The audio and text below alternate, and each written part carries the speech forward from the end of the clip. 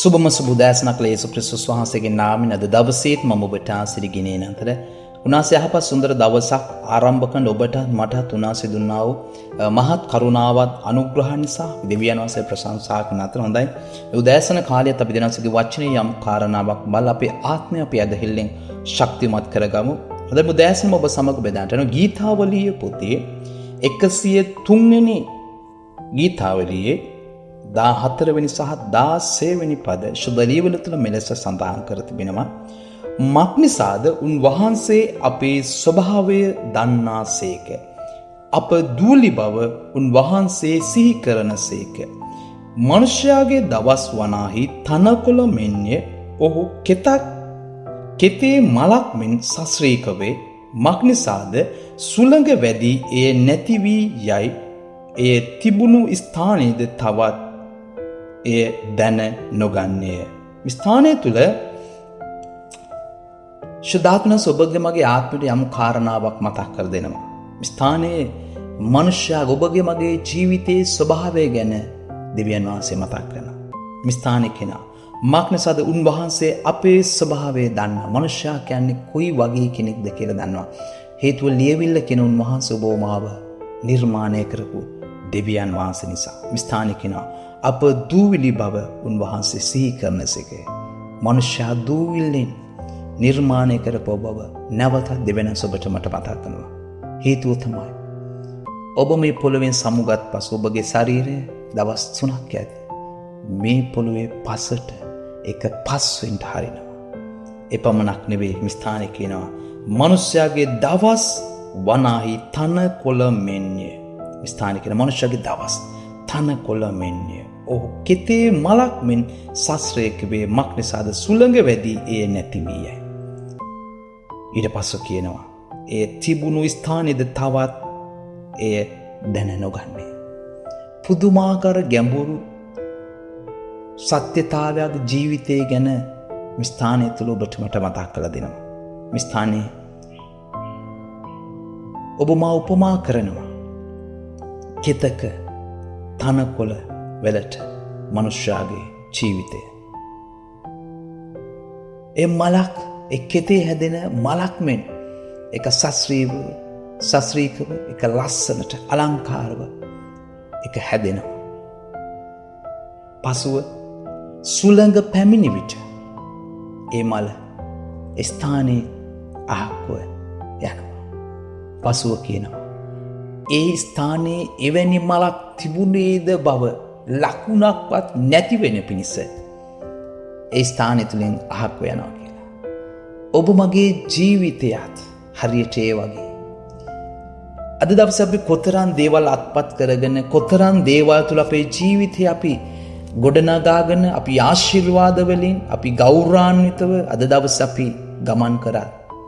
දවසක අපි මේ පොළොව හැර යන දවසේදී මේ සියල්ල අපි දමා මේ පොළොවෙන් අපි ඒ ගමන යනවා. කාලාන්තරයක් යද්දී මෙවැනි මිනිස්සෝ මේ පොළොවේ සිටියද කියන එක මිනිස්සුන්ට අමතකයි. මේ ස්ථානේ පැහැදිලිව කියනවා. උන්වහන්සේ මතක් කරලා දෙනවා. ඒ තිබුණු ස්ථානයේද තවත් එහි දැන නොගන්නේය. ඒ නිසා ඔබට වඩා බොහෝ චරිත මේ පොළොවේ මීට පෙර ඉඳලා තියෙනවා. ඔබට වඩා බොහෝ උගත් අය ඉඳලා තියෙනවා. බොහෝ බුද්ධිමත් අය, බොහෝ පෝසත් අය, බොහෝ සම්පත් තිබුණු අය මේ පොළොවේ තියෙනවා.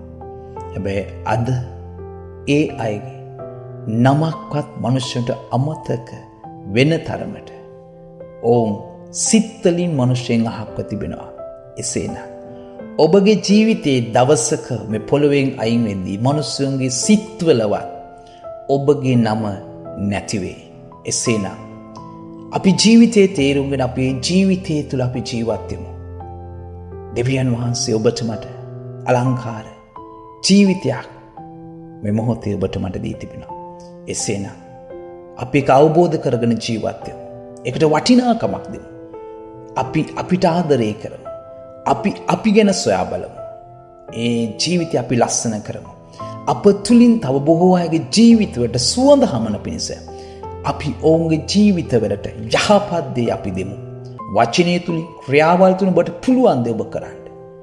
හේතුව දවසක ඔබට තිබෙන හැම දෙයක්ම ඔබ සමගම අහක්ව යනවා. අද දවසේ ඔබට බොහෝ මුදල් ඇති, බොහෝ ගෞරවය, බොහෝ සම්පත් ඇති. ඔබ තේරුම් ගන්න. ඔබ මේ පොළොවෙන් අහක් වෙන දවසේදී සියල්ල අහක්ව යනවා. මේ පදේ ලස්සනට කියනවා. ඒ මල් සුවඳ හැමුව කාලයක්, ලස්සනට තිබුණ කාලයක්. හැබැයි සුළඟ එද්දි ඒ මල් ස්ථානයේ ඉදිරියේ ගොස් එසේ ඒ ස්ථානයේ මලක් තිබුණද බවත් මනුෂ්‍යන්ට අමතක වෙන තරමට ස්ථානය වෙනස් වෙනවා. ඔබත් තේරුම් ගන්න. අද දවසේ ඔබ ඔබගේ ජීවිතයේ යථාර්ථය තේරුම්ගෙන ඒ ජීවිත වටිනාකමක් දෙන්න. ඒ ජීවිතයට ගෞරව කරමු ජීවත් වෙන විට ඔබ බොහෝ අයගේ ජීවිතයට වටිනා පුද්ගලෙක් වේ.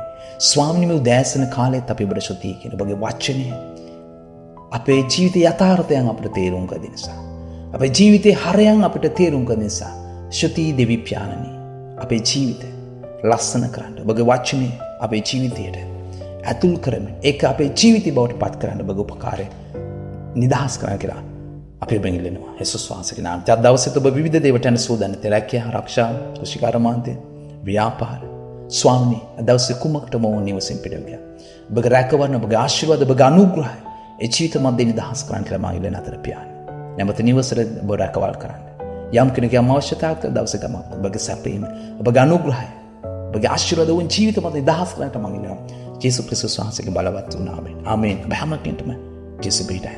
ජේසුස් බීඩයි. ඔබ කැමතිනම් අපගේ සුභාරංචි සේවයට හා අනිකුත් සේවාවන් සඳහා වැපිරීමට හා උපකාර කර දෙවියන් වහන්සේගේ ආශිර්වාද ලබා ගන්න WhatsApp 074 254 63 33 යන නම්බරයකට පණිවිඩයක් එවා. ඔබත් දෙවියන් වහන්සේගේ සුභාරංචියට හවුල් උරුමකාරයෙක් වෙන්න. යේසුස් පිහිටයි.